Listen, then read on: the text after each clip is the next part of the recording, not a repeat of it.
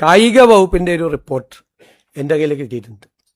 അത് ഗൗരവതരമായി നമ്മൾ പരിശോധിച്ചുകൊണ്ടിരിക്കുകയാണ്. അതിൽ ഗുരുതരമായ ആരോപണങ്ങളാണ് ഉള്ളത്. ഇതുമായി ബന്ധപ്പെട്ട് ആ അന്വേഷണ റിപ്പോർട്ട് സർക്കാരിൻ്റെ മുന്നിലെത്തിയിട്ടുണ്ട്, സർക്കാരിൻ്റെ പരിഗണനയിലാണ്.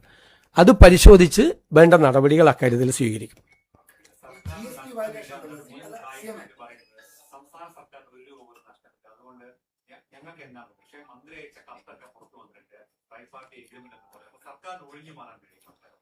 സർക്കാരിനെ ഒഴിഞ്ഞു മാറാൻ കാരണം സർക്കാർ ഇതിന്റെ ഭാഗമല്ല. കേരളത്തിൽ വന്ന് മെസ്സി കളിക്കും എന്ന് പറഞ്ഞ് ഇപ്പം ഇത് തന്നെ കൊടുത്തത് ഇവരുമായിട്ട് എഗ്രിമെന്റ്, അർജന്റീനൻ ഫുട്ബോൾ അസോസിയേഷനുമായിട്ട് എഗ്രിമെന്റ് വെക്കാൻ ഒരു സ്വകാര്യ സ്ഥാപനത്തിന് അനുമതി കൊടുത്തതിന്റെ പ്രൊസീജിയർ എന്തായിരുന്നു പ്രൊസീജിയർ? എക്സ്പ്രഷൻ ഓഫ് ഇൻട്രസ്റ്റ് വിളിച്ചിട്ടാണോ കൊടുത്തത്? ഒന്നുമല്ലല്ലോ കൊടുത്തത്. ഒരു കമ്പനിക്ക് അത് കൊടുത്തു.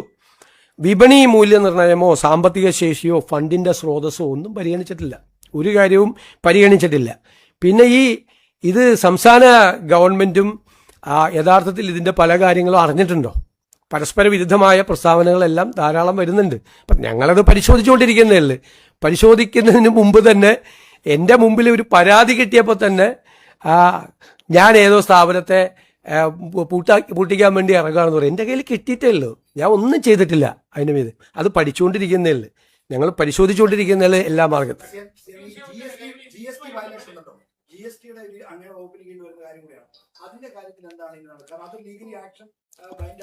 അത് പ്രഥമ റിപ്പോർട്ടുകൾ ഞങ്ങൾ ശേഖരിച്ചിട്ടുണ്ട്.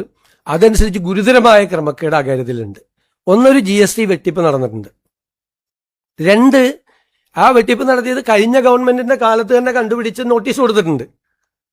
പക്ഷേ പിന്നീട് അതിൻ്റെ അകത്ത് അത് മരവിപ്പിക്കപ്പെട്ട പോലെ അന്വേഷണം മരവിക്കപ്പെട്ടതുപോലെയുള്ള ഒരു സ്ഥിതി പിന്നീടുള്ള 7 മാസം ഉണ്ടായിട്ടുണ്ട്. അതടക്കമുള്ള കാര്യങ്ങൾ പരിശോധിച്ചുകൊണ്ട് സർക്കാരിന് നഷ്ടപ്പെട്ട തുക ഈടാക്കുന്നതിന് വേണ്ടിയിട്ടുള്ള നടപടികൾ സ്വീകരിക്കും. അതിൻ്റെ ഉണ്ടായിരിക്കുന്ന അനാസ്ഥയെക്കുറിച്ചുള്ള അന്വേഷണം നടത്തും. അത് ധനകാര്യ വകുപ്പ് നടത്തും.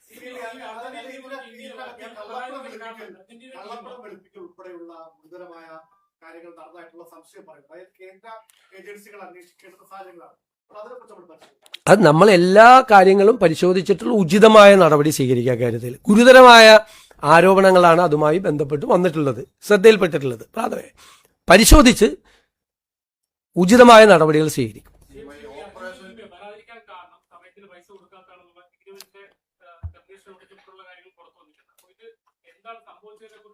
അന്വേഷണ പരിധിയിലെല്ലാം പെടുമല്ലോ. അന്വേഷണം നടത്തുമ്പോൾ എല്ലാം പെടുമല്ലോ, എല്ലാം പെടും.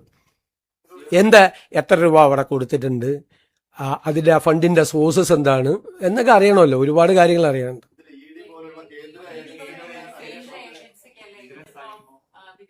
അല്ല, ഞങ്ങൾ പ്രാഥമികമായി സംസ്ഥാന ഗവൺമെന്റ് അന്വേഷിച്ച് അത് കേന്ദ്ര ഏജൻസികൾ അന്വേഷിക്കേണ്ട ആവശ്യമുണ്ട് എന്ന് നമുക്ക് തോന്നുമ്പോഴാണല്ലോ നമ്മൾ അങ്ങോട്ട് റെഫർ ചെയ്യണത്.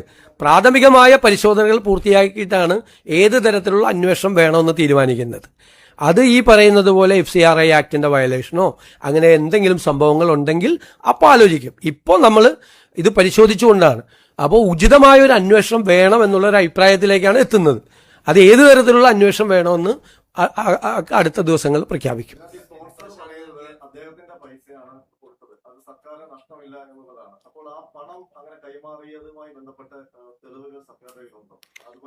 അല്ല, അതെല്ലാം നമ്മൾ പരിശോധിച്ചുകൊണ്ടിരിക്കുകയാണ്.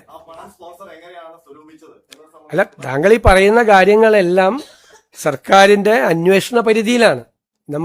അന്വേഷണത്തിന് നമ്മൾ ഏതെല്ലാം കാര്യങ്ങൾ അന്വേഷിക്കണമെന്ന് അന്വേഷണ ഏജൻസിയെ ഏൽപ്പിക്കുമ്പോൾ കൊടുക്കേണ്ട ടേംസ് ഓഫ് റെഫറൻസ് ആണ് അങ്ങ് ഇവിടെ സൂചിപ്പിച്ച കാര്യങ്ങളെല്ലാം വരും അതിൻ്റെ അകത്ത്. അതെല്ലാം വരുമല്ലോ, സ്വാഭാവികമായിട്ട് വരുമല്ലോ, എല്ലാം വരും. സ്റ്റേറ്റ് ഗവൺമെന്റിന്റെ റോൾ എന്തായിരുന്നു? സ്റ്റേറ്റ് ഗവൺമെന്റിന് എന്ത് റോളായിരുന്നു ഇക്കാര്യത്തിൽ ഉണ്ടായിരുന്നത്? സ്റ്റേറ്റ് ഗവൺമെന്റ് സ്റ്റേറ്റിന്റെ താല്പര്യങ്ങളിലൂടെ പ്രൊട്ടക്ട് ചെയ്തോ? ഈ പറയുന്ന ഏജൻസി ഈ കാര്യത്തിൽ ഏതെങ്കിലും തരത്തിലൊരു മുതലെടുപ്പ് നടത്തിയോ? തുടങ്ങിയുള്ള കാര്യങ്ങളെല്ലാം അന്വേഷണ പരിധിയിൽ വരും, അന്വേഷണ കാര്യങ്ങൾ വരും.